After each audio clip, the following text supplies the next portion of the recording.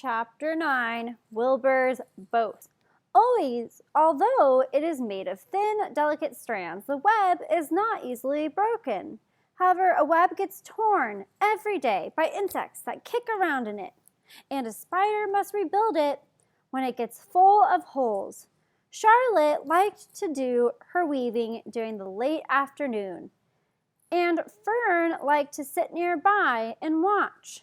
One afternoon, she heard a most interesting conversation and witnessed a strange event. "You have awfully hairy legs, Charlotte," said Wilbur as the spider busily worked at her task. "My legs are hairy for a good reason," replied Charlotte. "Furthermore, each leg of mine has 7 sections: the coxa, the trochanter, the femur, the patella, the tibia, the metatarsus, and the tarsus." Wilbur sat bolt upright. "You are kidding," he said. "No, I'm not either. Say those names again. I didn't catch them the first time." Coxa, trochanter, femur, patella, tibia, metatarsus, tarsus, and tarsus. "Goodness," said Wilbur, looking down at his own chubby legs. "I don't think my legs have 7 sections." "Well," said Charlotte, "you and I lead different lives. You don't have to spin a web. That takes real leg work." "I could spin a web if I tried," said Wilbur, boasting. "I've just never tried." "Let's see you do it," said Charlotte. Fern chuckled softly, and her eyes grew wide with love for the pig. "Okay," replied Wilbur. "Coach me, and I'll spin one. It must be a lot of fun to spin a web. How do I start?" "Take a deep breath," said Charlotte, smiling. Wilbur breathed deeply. "Now climb to the highest place you can get to, like this." Charlotte raced up to the top of the doorway. Wilbur scrambled to the top of the manure pile. "Very good," said Charlotte. "Now make an attachment with your spinnerets. Hurl yourself into space and let out a drag line as you go."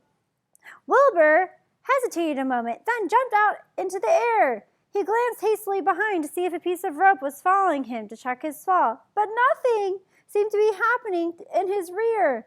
And the next thing he knew, he landed with a thump. "Oomp!" he grunted. Charlotte laughed so hard, her web began to sway.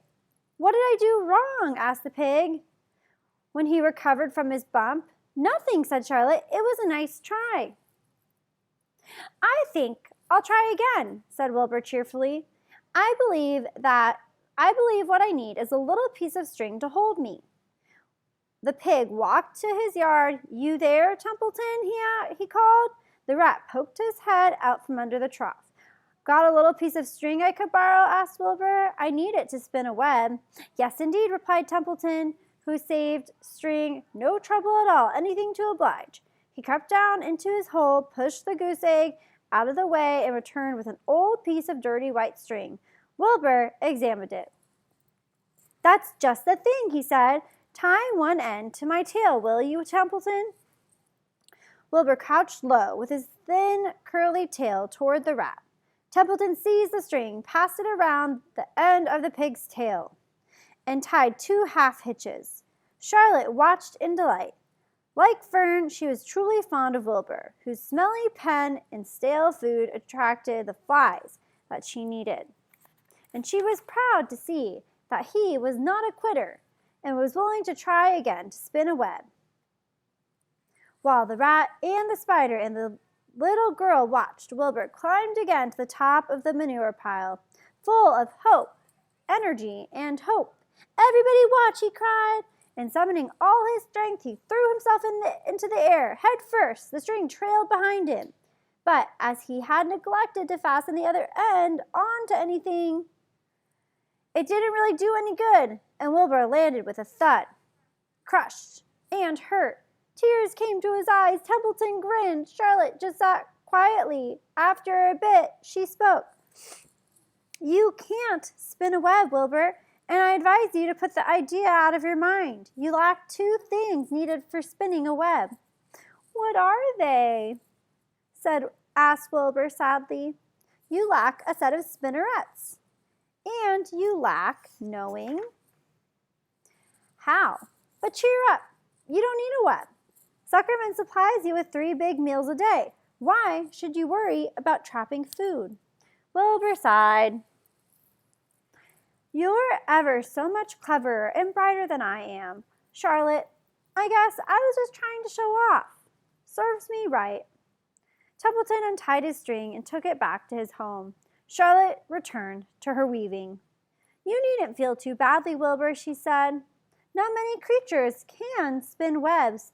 Even men aren't as good at it as spiders, although they think they're pretty good, and they'll try anything. Did you ever hear of Queensborough Bridge?" Wilbur shook his head. "Is it a web?" "Sort of," replied Charlotte. "But do you know how long it took men to build it? 8 whole years. My goodness! I would have starved to death waiting so long. I can make a web in a single evening." "What do people catch in Queensborough Bridge? Bugs?" asked Wilbur. "No," said Charlotte. "They don't catch anything. They just keep trotting back and forth across the bridge, thinking there's something better on the other side. If they'd hang head down at the top of the thing and wait quietly, maybe some good would come along. But no, with men, it's rush, rush, rush every minute. I'm glad I'm a sedentary spider." "What does sedentary mean?" asked Wilbur. "Means I sit still a good part of the time and don't go wandering all over creation. I know a good thing when I see it, and my web is a good thing. I stay put and wait for what comes. Gives me a chance to think." "Well, I'm sort of sedentary myself, I guess," said the pig. "I have to hang around here, whether I want to or not. You know where I'd like to be this evening?" "Where?" "In a forest, looking for beech nuts and truffles and delectable roots, pushing leaves aside with my wonderful strong nose, searching and sniffing along the ground, smelling, smelling, smelling." "You smell just the way you are," remarked a lamb who had just walked in. "I can smell you from here. You're the smelliest creature in the place." Wilbur hung his head. His eyes grew wet with tears. Charlotte noticed his embarrassment, and she spoke sharply to the lamb. "Let Wilbur alone," she said. "He has a perfect right to smell, considering his surroundings. You're no bundle of sweet peas yourself. Furthermore, you are interrupting a very pleasant conversation. What were we talking about, Wilbur, when we were so rudely interrupted?" "Oh, I don't remember," said Wilbur. "It doesn't make any difference. Let's not talk anymore for a while, Charlotte. I'm getting sleepy. You go ahead and finish fixing your web, and I'll just lie here and watch you. It's a lovely evening." Wilbur stretched out on his side. Twilight settled over Zuckerman's barn, and a feeling of peace. Fern knew it was almost supper time, but she couldn't bear to leave.